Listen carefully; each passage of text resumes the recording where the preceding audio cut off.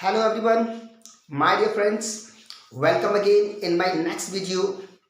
Today I will teach you how to use could. My dear friends, in my previous video I told you use of can, and today we are going to discuss where we use could. So do not waste your time. Let's get started.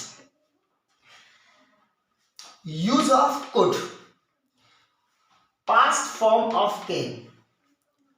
My dear friends, मैं आपको बता देना चाहता हूं कि can की तरह he could का इस्तेमाल किया जाता है।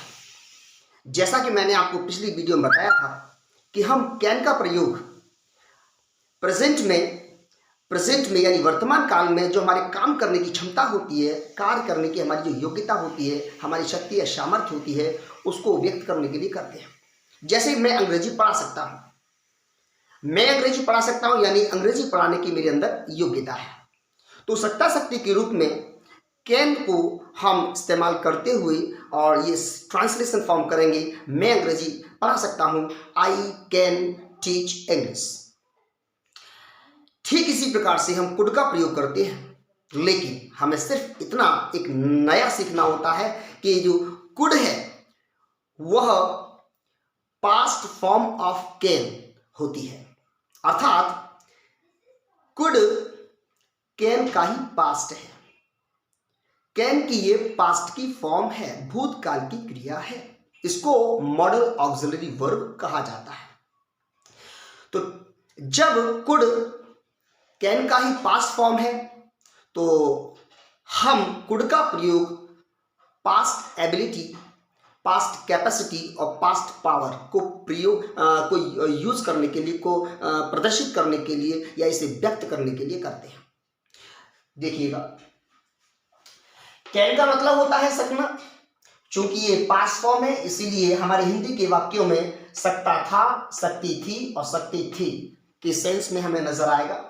लेकिन आपको यह भी देखना है कि ये सकता, सकती, सकती थी जो भी हो, लेकिन इसके साथ में आपकी पास्ट कैपेसिटी यानी कि भूतकाल की क्षमता व्यक्त होनी चाहिए, पास्ट एबिलिटी यानी भूतकाल की कोई योग्यता व्यक्त होनी चाहिए, और पास्ट पावर यानी भूतकाल की कोई शक्ति या सामर्थ्य का व्यक्त करना, उस ट्रांसलेशन के अंतर्गत उसका भाव होना चाहिए, उसका सेंस होना चाहिए। जैसे मैं उदाहरण स्वरूप आपसे ये कह सकता हूं कि जब मैं 5th क्लास में था तो मैं इंग्लिश रीड कर सकता था, इंग्लिश को पढ़ सकता था।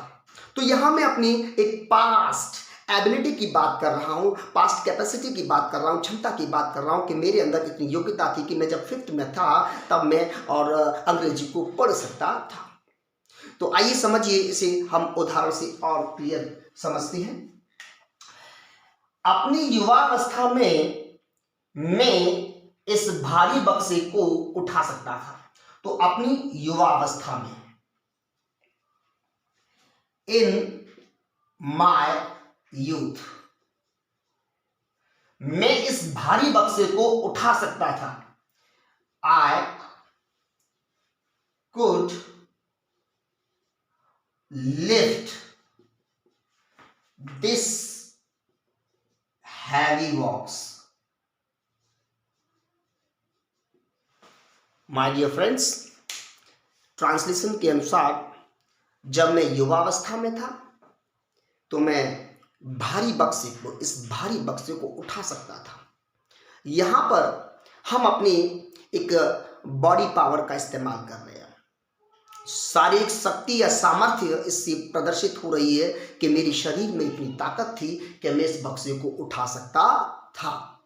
तो जब हम पास्ट कैपेसिटी की बात करते हैं, पास्ट एबिलिटी की बात करते हैं, पास्ट पावर को व्यक्त करना चाहते हैं, और वहां पर हमें जो है कुड का इस्तेमाल करना है, और कुड के साथ वर्ब का फर्स्ट फॉर्म आता है, जैसा कि मैंने इस्तेमाल किया है।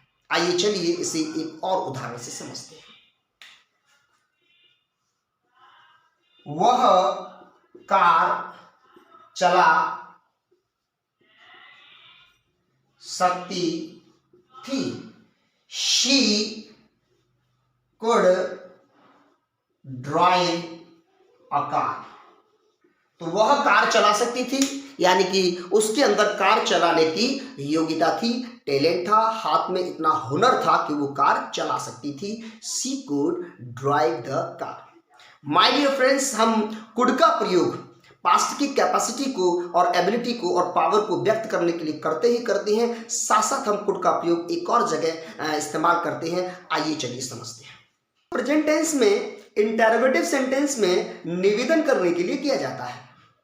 जब आप किसी व्यक्ति से बड़ी विनम्रता के साथ में कोई काम करने के लिए निवेदन करते हैं तो कुड का इस्तेमाल कैसे? आइए चलिए समझते हैं उदाहरण से।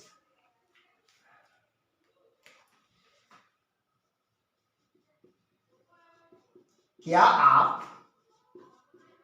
मेरी मदद कर सकते हैं? माय डियर फ्रेंड्स, इसमें हम कुड का इस्तेमाल करेंगे। सेंटेंस में यदि बहुत ज्यादा विनम्रता का भाव है और आप इंटरोगेटिव सेंटेंस में परमिशन ले रहे हैं, अनुमति ले रहे हैं, तो आप कुड का प्रयोग दिए हुए वाक्य में कीजिए। इंटरोगेटिव फॉर्मेट होने की वजह से आप कुड सबसे पहले इस्तेमाल करेंगे। कुड यू, और मदद करना वर्ब का फर्स्ट फॉर्म ही आएगा help me. Could you help me. Sentence में विनम्रता के भाव को और ज्यादा बढ़ाने के लिए आप यहां प्लीज भी ऐड कर सकते हैं।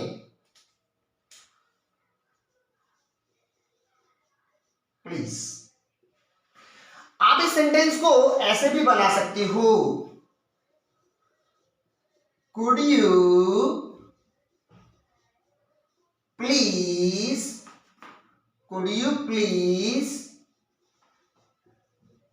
Help me, could you please help me.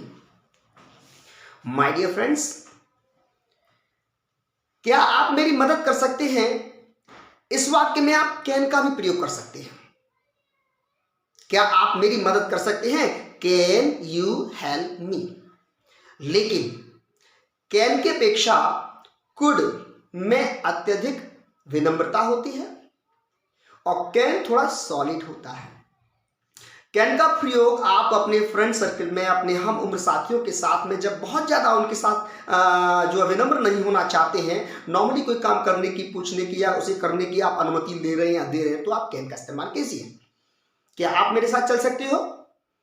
Can you go with me? क्या मैं यहाँ बैठ सकता हूँ? Can I sit here? लेकिन यदि आप सामने वाले के प्रति बहुत ही ज़्यादा विनम्र भाव रखते हैं और आप उनसे अनुमति ले रहे हैं कोई काम करने की, तो करने के लिए, तो कुड का प्रयोग बेहतर है। आइए चलिए समझते हैं एक और उदाहरण से।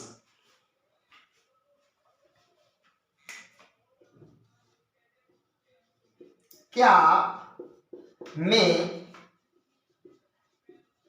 आपका पेन प्रयोग कर सकता हूं?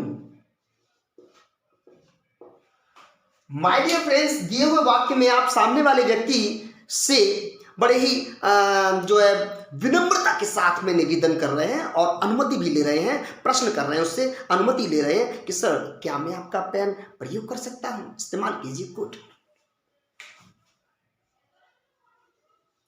Could I use your pen?